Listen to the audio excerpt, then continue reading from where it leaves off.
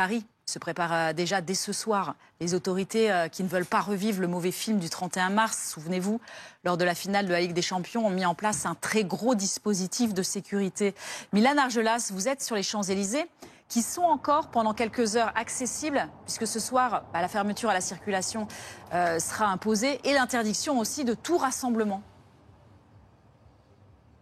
Oui, c'est bien simple. En cas de victoire parisienne ce soir en finale de Coupe du Monde des clubs, il sera impossible de venir célébrer ici en se rassemblant sur cette avenue des Champs-Élysées. Cette interdiction de rassemblement, elle porte donc sur cette avenue et ses alentours, mais elle porte également sur les abords du Parc des Princes. 11 500 policiers et gendarmes seront déployés dans la capitale ce soir. Dès 19 h sur les Champs-Élysées, la place de l'Étoile et la place de la Concorde seront inaccessibles. Dès 19 h également, les établissements accueillant du monde comme les restaurants par exemple seront obligés de fermer leurs portes. Il y a plusieurs raisons qui expliquent ce dispositif important qui a été mis en place. La première évidemment c'est la volonté des forces de l'ordre et des autorités de ne pas voir se répéter les scènes de violence et les débordements qu'il y a pu avoir après la victoire parisienne en finale de Ligue des Champions. Et puis la deuxième raison, elle concerne les festivités du 14 juillet. Plusieurs équipements ont déjà été mis en place ici sur cette avenue des Champs-Élysées. On voit quelques barrières, des drapeaux français qui ont été hissés. Un périmètre de protection sera instauré demain sur les Champs-Élysées entre 6 h et 15 h. Là aussi, sur cette journée de demain, 11 500 policiers et gendarmes seront mobilisés, 65 000 au total sur toute la France. Grand merci à vous, Milan Argelas, en direct de l'avenue des Champs-Élysées avec Ouliana Malichev. On en parle avec vous, toujours avec vous, Ormar Elval. Merci d'être resté. J'accueille également Didier Rendu. Merci d'être l'invité du live. Vous êtes secrétaire général adjoint du syndicat des cadres de la sécurité intérieure. Soyez le bienvenu. Je voulais qu'on écoute le ministre de l'Intérieur avant d'en débattre. C'était hier soir, il était en déplacement, le ministre de l'Intérieur, sur le Tour de France. Et il a évoqué ce dispositif avec toujours sa devise, vous le savez, l'ordre et rien que l'ordre, opération fermeté, donc pour Bruno Retailleau.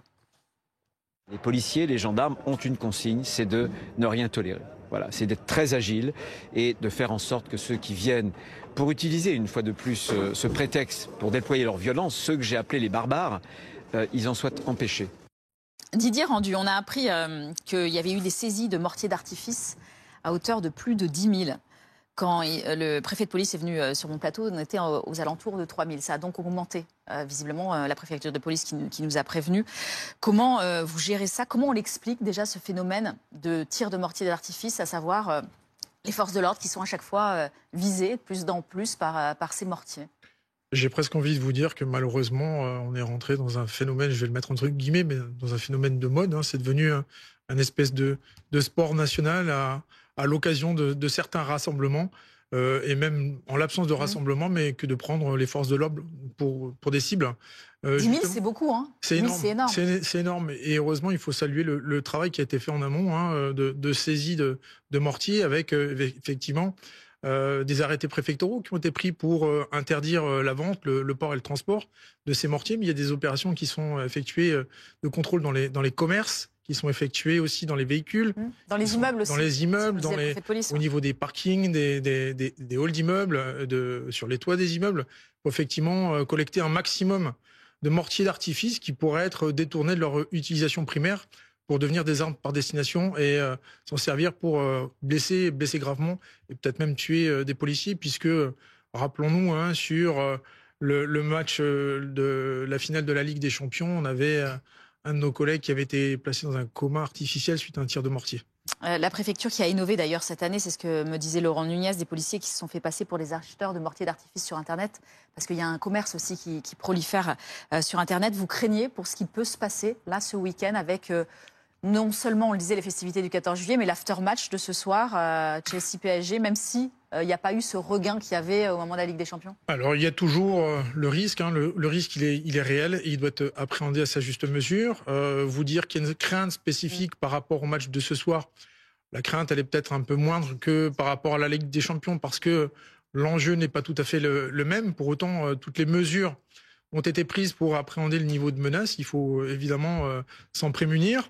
Il y a un engagement important au niveau des forces de sécurité. On l'a rappelé sur votre antenne, 12 000 forces de sécurité sur l'agglomération parisienne. C'est suffisant selon vous?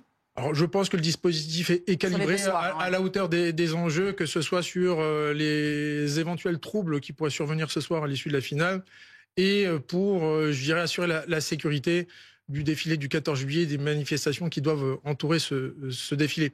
Néanmoins, si vous me permettez, à tout engagement exceptionnel des forces de l'ordre, il y a un corollaire indispensable, c'est celui du respect de la parole de l'État. En matière d'engagement, je crois que l'État a aussi des engagements à tenir. Il y a 3 ans de cela, nous avons signé un protocole d'accord avec le ministre de l'Intérieur de l'époque, M. Gérald Darmanin. Protocole d'accord qui était validé par une loi d'orientation et de programmation qui permettait justement de garantir certains crédits, et notamment justement de mettre en place certaines mesures qui visent à garantir l'équilibre des structures hiérarchiques dans les services et la pérennité du corps de commandement des officiers de police. Pourquoi je vous dis ça? Parce que nous sommes en 2025 et dans 10 ans, nous aurons renouvelé les 3/4 du corps de commandement. Donc il y a un choc démographique auquel il faut faire face avec un basculement générationnel. Et ce basculement générationnel, il s'accompagne de mesures qui ont été négociées dans le cadre de ce protocole. Et 3 ans plus tard, à l'heure où je vous parle, nous n'avons encore pas vu l'ombre d'une seule de ces mesures. Donc il y a un manque d'anticipation flagrant là. Alors, il y a non seulement un manque d'anticipation, mais aussi un vrai sujet par rapport à tout ce que je viens d'énoncer. Alors, nous avons rencontré le ministre de l'Intérieur mi-mai, nous avons pu en discuter. Il sait qu'il peut compter sur nous et nous pouvons compter sur lui, mais j'étais très attentif aux discussions que vous aviez tout à l'heure sur ce plateau, notamment à l'aune des discours qui seront tenus par rapport au président de la République et au Premier ministre sur des engagements budgétaires au niveau de la défense. Moi, je suis dans mon rôle syndical de vous dire aussi qu'il y a un enjeu primordial au niveau de la police nationale et du corps de commandement. Merci beaucoup. On aura l'occasion d'y revenir. Didier Randu, secrétaire général du syndicat des cadres de la sécurité intérieure. Merci d'être venu sur le plateau du Live.